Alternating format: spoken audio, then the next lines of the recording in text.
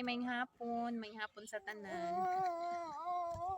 Mag-live ko unta nya unsa man ni nga naman ni akong chikading diri nga nagwaiting na ko. Kay magpapansin man ni siya. Magpapansin man ni akong palangga.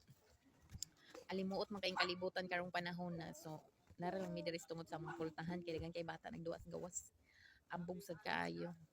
Anyways, ang ako ding topic magpapansin. Magpapansin. Oh, magpapansin man ni siya. Hindi na lang ko magdapik. I love you. I love you. Magpapansin. Bitaw. Unsa naman niya akong topic diri ay magsige. Ay. Sige, ikaw na lang. Sige, di na lang kumutok. Ay, ikaw na lang akong istorya. Basta mo ingon kung kumusta man hapon sa nan magsugod na kay kong istorya. Nana din siya. Di siya gusto nga. Di siya gusto nga mag-live. Sige, di na lang ko. Hunungon na lang din ako. Di na ako mag-live. Sige. Dili na. Di na mag-talk si mama. Di na mag-video si mama. Iya-iya ra.